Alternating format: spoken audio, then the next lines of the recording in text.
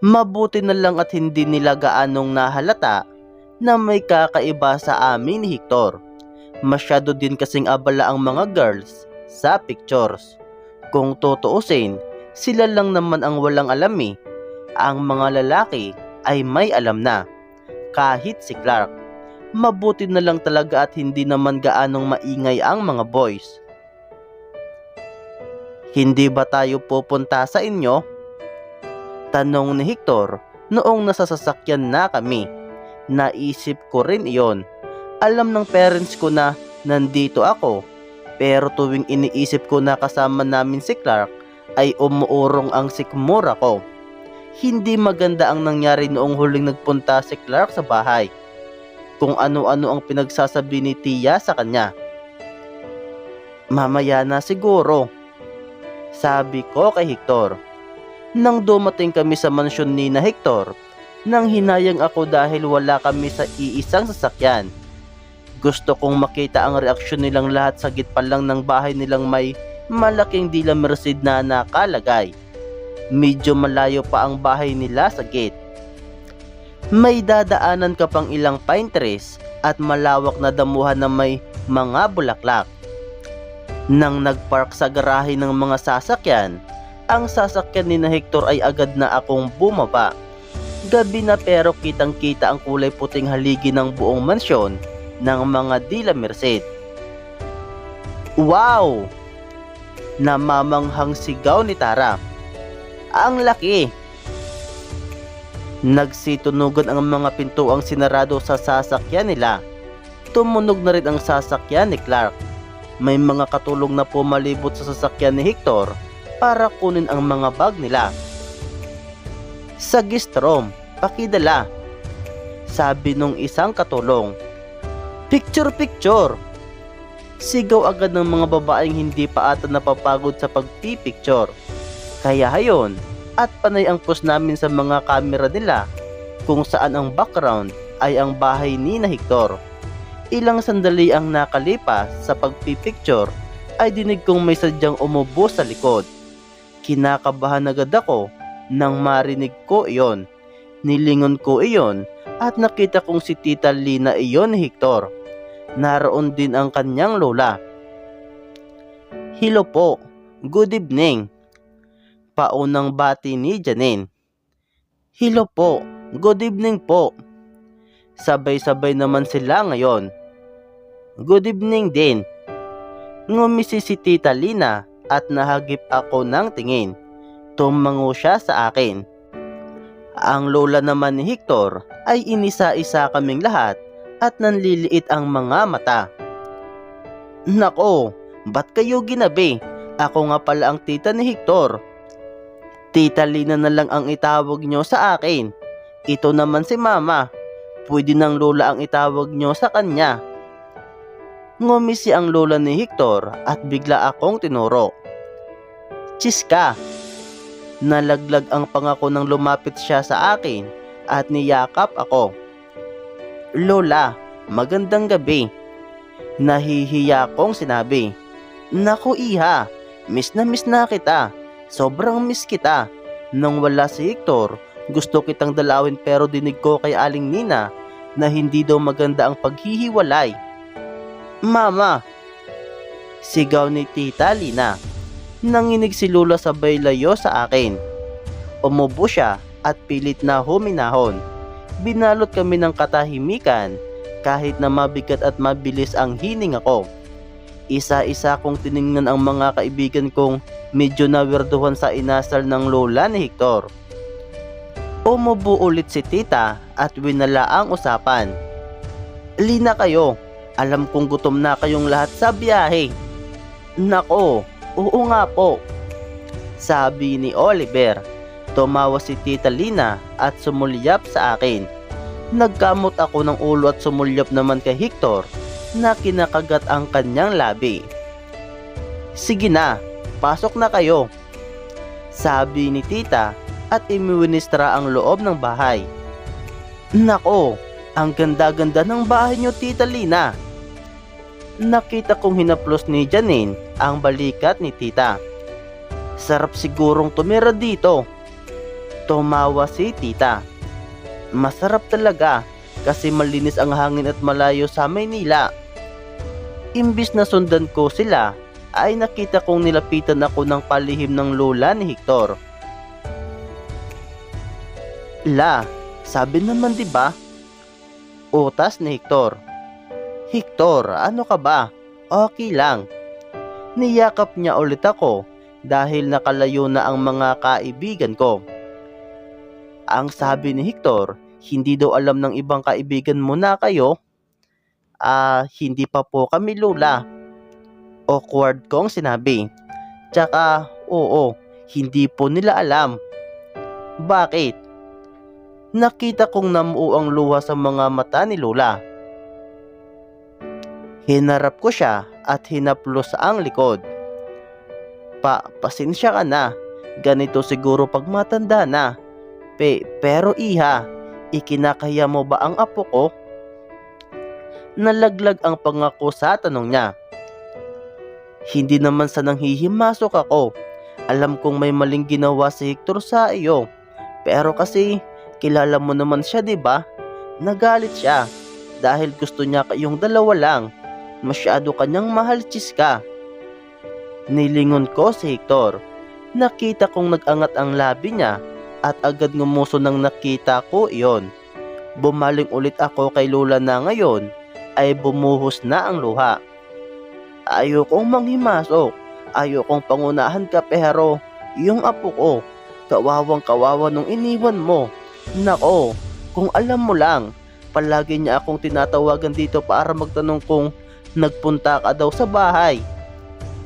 La, nilingon ko si Hector at nakita kong nag-iwas siya ng tingin at bahagya pang napamura. Ngumisi ako at umiling. La, hinaplos ko ang likod niya at nagsimula kaming maglakad sa loob. Hindi naman po sa kinakahiya ko si Hector, pero kasi inis pa ako sa kanya at nararapat lang na parusahan siya sa ginawa niyang kasalanan sa akin. Mahinahon kong sinabi sa matandang tumatango-tango naman. Ibig sabihin, papatawarin mo rin ako? Bakit bukas? Bakit di ngayon? Tanong ni Hector. Bumaling ako sa kanya at tinitigan ng mariin. Okay, chill. I can wait, okay? Anya. Oo nga naman iha. Hindi naman sa tinutulungan ko ang apo ko pero matanda na ako at kailangan ko na ng apo. Mamamatay ba ako nang di nasisilayan kahit isa lang sa 100 ninyong anak? Nanliit ang mga mata ko sa lola ni Hector. Nakita niya ayon kaya humawak siya sa dibdib niya at huminga ng mabibigat na hininga. Lola, ayos ka lang? Napatanong si Hector. Kita mo, Chiska, halos di na ako makahinga. Tumango-tango ako at hinaplos ang likod ni lola. Alam ko talagang pinipikot ako ng mga ito. Dunya. May 3 katulong ang sumugod sa kay lola at inalalayan siya patungo sa kanyang kwarto. Nilingon-lingon niya pa ako habang paakyat sila sa engranding hagdan nila. Umiling ako sa kawalan. Naabutan ko ring umiiling si Hector. Kawawa naman si lola. Mas lalo akong umiling at umirap. Sinundan ko na lang sila dahil nakita kong may pinagkakaguluhan sila sa patio patungong dining room. Iyon naman pala, nagpipicture sila at ang background ng pictures nila ay ang napakalaking frame na may picture ni Hector. Uminit ang pisngi ko sa laki ng picture na iyon. Ito yung bago kami nagkakilala. Hindi siya nakatingin sa camera. Sa baba siya nakatingin at bahagyang nakatigilid ang kanyang katawan. Nakabalandra ang Adonis belt niyang perpekto dahil sa pagkatagilid ng kanyang katawan sa imahe. Kita rin ang burning abs niya. Nakataplis kasi at naka-jeans. Hindi na ipinakita ang kabuuan ng pantalon niya. Hindi rin ipinakita kung anong tinitingnan niya sa likod, pero halatang nasa ranso siya nito. Kita ko ang barikada ng mga baka sa likod kahit nakablar. At perpekto ang capture nito sa buhok niyang sumasayaw sa likod niya.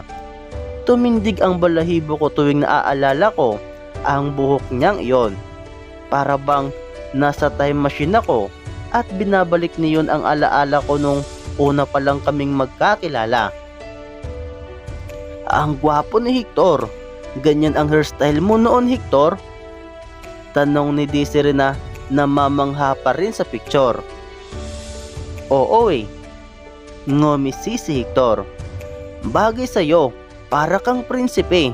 Ba't mo pinutol? Tanong ni Tara.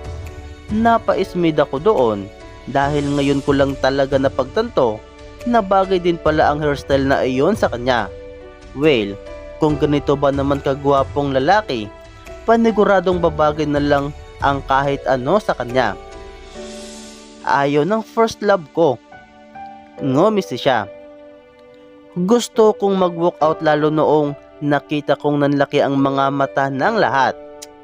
Gutom na ako. Panirang sabi ni Clark. Hinila niya ang mga lalaki patungo sa dining room. Sumunod kami pero hindi tinatantanan ni Desiree at Tara si Hector. Ayaw? Sinong aayaw sa'yo? Tumatawang sinabi ni Desiree. Nilingon ako ni Hector. Nag-iwas ako ng tingin. Binalikan ko ng tingin ang picture ni Hector at naabutan ko si Janine na nakanganga at tulala pa rin sa picture niya. Janine! Tawag ni Billy. Kain na tayo! Tumango si Janine at dahan-dahang nilubayan ang picture ni Hector. Siyempre, agad namin nilantakan ang mga pagkain. Gutom at pagod na pinaghalo ang naramdaman ko. Kitang-kita ko rin ang paghihikab ni Desiree. Mukhang maging siya ay lobat sa biyahe. Siyempre, kung hindi ka sanay sa biyahe ng ganon katagal, ay talagang mapapagod ka. Kaya lang, pagkatapos kumain, ay nagyaya pa ang mga lalaki mag-chill sa labas ng mansyon. Kita kasi nila na pwedeng mag-inuman doon at walang problema kay Tita Lina. Nagkamot ako ng ulo nang nasa iisang kwarto kaming lahat ng mga girls. Inisip ko kasing yayaan si Hector patungo sa bahay namin, pero kung hindi pa sila magpapahinga ay baka hindi kami tutuloy. Bakit 3 bed lang meron? Tanong ni Desiree. Tara, paglapitin nga natin, buti na lang mga payat tayo, kasya pa rin. Nanliit ang mga mata ko sa 3 bed na nasa kwarto. I'm pretty sure na may meaning iyon at sasakalin ko na talaga si Hector kung tama ang hinala ko. Tara na. Ani Desiree nang nakitang nakahilata na si Tara sa higaan at si Janine naman ay panilagay ng lipstick. Why are you putting on your lipstick, Janine? Gabi na at walang party sa Alegria. Otas ko. Trinay ko lang. I don't know. Umiling siya at nilagay sa bag ang lipstick. Tumango ako at humalo kip-kip. Come on, Tara, wake up! Sigaw ni Desiree. Napilit ni Desiree si Tara na pumunta sa inihandang inuman ng mga boys. Umupo kami sa mga table. Energetic pa rin si Billy at RJ. Samantalang nakapikit na si Clark at pahikab-hikab naman si JB. Kakapagod yung biyahe, no? Ani ni Desiree sabay kuha ng isang inumin sa bucket. Buti na lang komportable ang bahay ni na Hector. Kakarating lang ni Hector. Nakapagbihis na siya ng shorts at isang puting t-shirt na perpekto pa rin sa kanya. Hindi ba kayo napagod? Natatawa niyang tanong sa aming lahat. Hindi sabi ni Janine. Nilingon ni Hector si Janine at tumawa. Kahit na medyo sanay ako, pagod pa rin ako. Biglang sinabi ni Oliver. Siyempre. Nilingon niya ako. Umismid ako kay Oliver at kinindatan niya na lang ako. Hindi ka ba natulog sa biyahe, Hector? Malambing na tanong ni Janine. Umiling si Hector. Dito ka na umupo, oh. Sabay tapik niya sa bakanting upuan sa tabi niya. At dahil wala akong bakanting upuan sa gilid, ay hindi ko naanyayahan si Hector na tumabi sa akin. Tumingin pa siya sa akin bago tinanggap ang offer ni Janine. Ito, sabay bigay niya ng beer kay Hector. O bakit Janine? Trip mong malasing si Hector? Medyo iritado kong tanong. Nakita kong tinanggap ni Hector iyong buting binigay ni Janine at ininom. Tumawa si Janine sa akin. Hindi, nag-iinuman tayo dito. Di syempre, bibigyan. Gusto mo? Anya sabay bigay sa akin ng isang bote. Ito na Chess. Sabay bigay sa akin ni Clark ng isang bote ng beer. Tinanggap ko iyon kay Clark at ininom. Nakakairita. Hector. Agad akong tumayo pagkatapos kong uminom. Tumayo rin si Hector at tinaas ang kilay. Samahan mo ako sa bahay. Dadalawin ko ang parents ko. Napangiwis si Janine sa sinabi ko. Hala, hindi pwede Chess. Sino na ang host namin sa kanilang bahay? Nakakaya naman kung tatawagan namin lagi yung tita niya pag may kailangan kami. Tumayo si Clark at pinatunog ang kanyang susi. Oo nga Chiska, ako na lang ang sasama sa'yo. Ako na. Mariing utas ni Hector. May mga katulong naman. Tsaka kung nahihiya kayo, nandyan si Oliver. Nag-high five si Oliver at Hector. Let's go Chiska. Anyaya ni Hector sa akin. Pero Hector, iiwan nyo kami? Medyo tumaas ang alta presyon ko sa malambing at sobrang nakakairitang boses ni Janine. Oo Janine, para sa akin. Ngumisi ako.